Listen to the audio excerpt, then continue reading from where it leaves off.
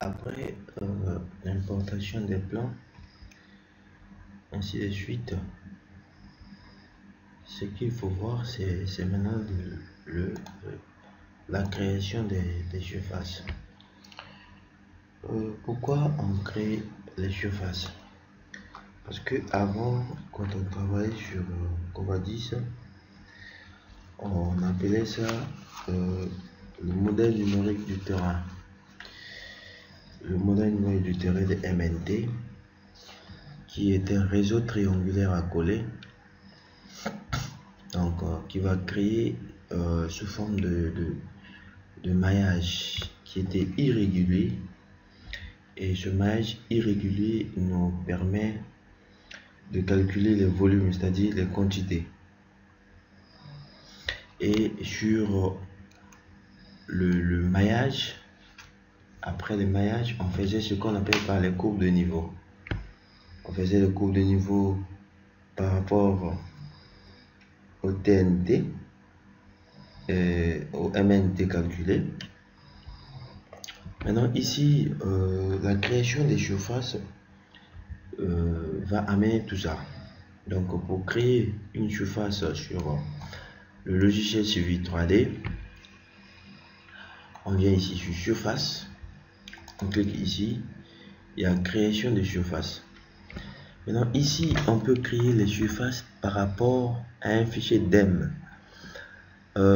C'est une surface maillée à partir d'un fichier DEM, c'est-à-dire la digitalisation élévation modèle. Donc ça, ce sont des créations à travers par exemple comment on appelle, des drones. C'est ça. Si tu avais déjà un fichier, à travers ça tu peux l'ouvrir et ainsi de suite. Donc il y a un peu pas mal de comment créer les surfaces ici, mais ce qui nous intéresse c'est créer une surface. Maintenant quand on clique sur créer une surface, on peut venir ici sur surface, on fait clic droit, créer une surface, ou bien on peut exporter, je vais créer une surface. Ici premièrement c'est le nom de la surface. Je peux dire que je peux appeler ça surface topo, surface topo. Ici c'est la description, donc ici c'est description, je peux décrire. Maintenant ici c'est le style et matériaux de rendu. Ici je peux cliquer ici, ça me permet de voir, c'est-à-dire les courbes de niveau, le rapprochement des courbes de niveau. Quand je clique ici sur modifier la sélection, je clique encore ici, ça m'amène au niveau de mes courbes. J'ai les informations concernant tous les courbes et j'ai les bords, c'est-à-dire les bords de notre périmètre, les courbes de niveau, les courbes de niveau. Il y a ici les intervalles de courbes de niveau.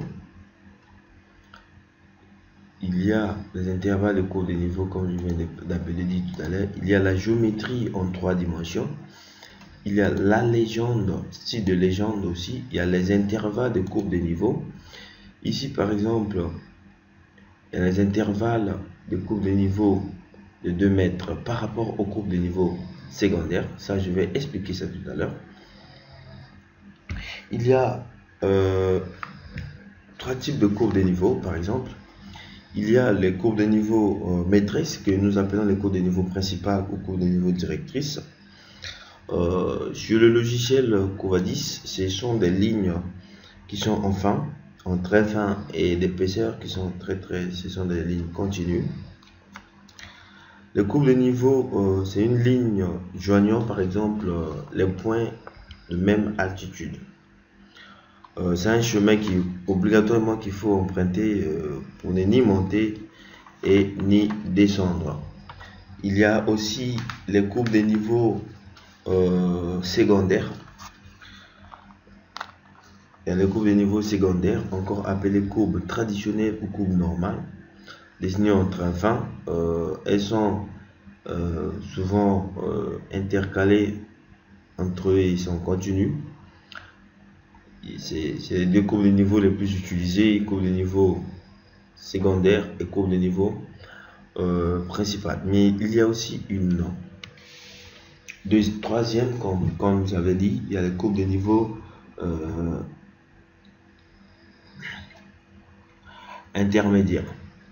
Intermédiaire ou sous-intercalaire, entrée interrompue ou en pointillé, souvent représenté uniquement lorsque la pente d'un terrain n'est pas régulier. Quand la pente n'est pas régulière, souvent il y a ça qui est omniprésent. Bien, je fais, il y a des cuvettes, ça c'est, il y a les lissages, ainsi de suite. Même pour les intervalles de coupe de niveau, bien, et puis je fais appliquer. Ok. Ici je fais.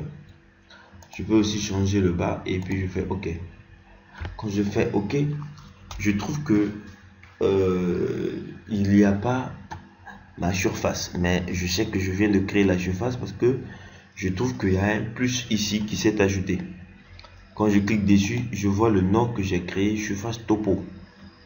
Quand je clique sur surface topo, je fais encore clic sur plus ici, je vois marque, masque, bassin versant. Bassin versant, c'est dans les produits hydrauliques, les projets hydro. Maintenant ici on clique sur définition. Définition, on clique encore sur cette plus. Maintenant on sait que ça c'est un groupe de points. Donc pour afficher la zone de travail, c'est-à-dire notre périmètre, notre parcours, notre surface, il faut venir sur groupe. Je fais sur groupe, je fais clic droit, je fais ajouter. Donc je vais ajouter ma surface. Donc tous les points à ma surface, je fais appliquer et je fais OK. Quand je fais ça, j'ai les courbes de niveau et j'ai ma surface. Donc quand je clique ici, je vois c'est les courbes de niveau qui sont sélectionnées, que je peux par exemple faire visualiser et je peux figer mes courbes de niveau. Bien. Par exemple, je fais ça. Donc c'est comme ça qu'on peut créer la surface. Si je sélectionne ici, je sélectionne les courbes de niveau, je fais clic droit. Je fais par exemple modifier propriété de surface. Ici, je peux modifier par exemple les courbes de niveau et mettre ce que je veux comme je viens de dire tout à l'heure.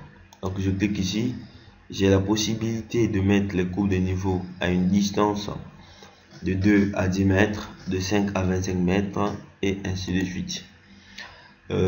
Style de surface, c'est ce qu'on vient de causer et le reste, je fais appliquer et je fais OK. Donc je viens de créer, de montrer comment on peut créer, importer les plans, importer les points et créer une surface sur laquelle on va travailler. Donc comme je disais tout à l'heure que Covadis, lui, c'est le maillage. Maintenant son maillage c'est pour créer des réseaux triangulaires à coller, donc créer une couche sur laquelle on va faire les travaux. Donc c'est la même chose avec ce logiciel Civil 3D.